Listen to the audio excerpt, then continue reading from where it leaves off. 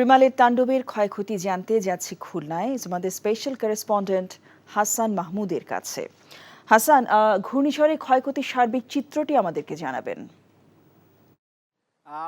আসলে আমি গতকাল থেকে জানাচ্ছিলাম যে এই যে এলাকা কয়রা, বিশেষ করে কয়রা এবং দাকোপ, খুলনার এই অঞ্চলটাতে এই দুটি উপজেলায় বেশি ক্ষতিগ্রস্ত হয়েছে এবং এই প্রমত্ত কপোতাক্ষ কিন্তু এখন জোয়ারের পানিতে আছড়ে পড়ছে।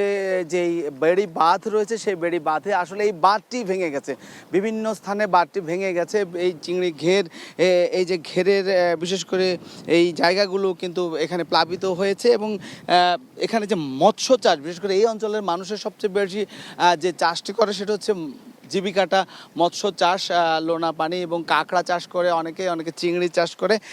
এইখানে চাষাবাদযোগ্য জমি অনেকটা কম অপেক্ষাকৃত।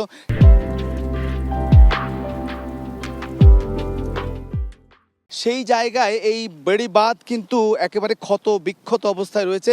বেশ কয়েকটা জায়গায় তো ভেঙেছেই, সেই ভাঙনের কারণে কিন্তু ওই বেড়িবাঁধের যে অন্য অংশ সেখানে কিন্তু লোকালয়, সেই লোকালয়ে কিন্তু পানি ঢুকে, বসতভিটায় পানি ঢুকে অনেকের মানুষের যে যাপিত জীবন সেই তাদের ঘর বাড়ি নষ্ট হয়েছে। অনেকে কিন্তু অন্যত্র আশ্রয় নিয়েছেন। বিশেষ করে একটি কথা জানিয়ে রাখি যে এই অঞ্চলে বারবার বাঁধ ভাঙলেও এখানে কিন্তু বলা হয় যে এই দশালিয়া বা এই লোকা অঞ্চলে বারবার বাঁধ ভাঙে, বারবারই সেটি মেরামত করা হয়, আবারও বাঁধ ভাঙে, আবারও মেরামত হয়, আবারও বাঁধ ভাঙে, আবারও মেরামত হয়। ব্যাপারটা হচ্ছে যে এইখানকার মানুষ যে একটি সাইক্লোন সেন্টারে আশ্রয় নেবে, সেই সাইক্লোন সেন্টার কিন্তু এখানে নেই।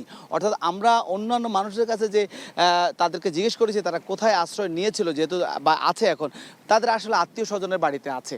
এখন যেই আত্মীয় স্বজনরা একটু উঁচু এলাকায় রয়েছে সেই আত্মীয় স্বজনের বাড়িতে তারা অবস্থান করছে বা আছে এই কয়েকদিন।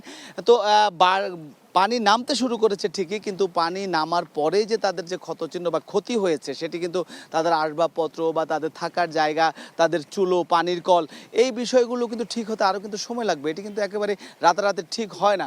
তো সেই তাদের একটা দাবি যে এই এলাকায় যেন একটি সাইক্লোন সেন্টার, অর্থাৎ দশালিয়া এবং লোকা এই অঞ্চলে যাতে একটা সাইক্লোন সেন্টার অন্তত করা হয়।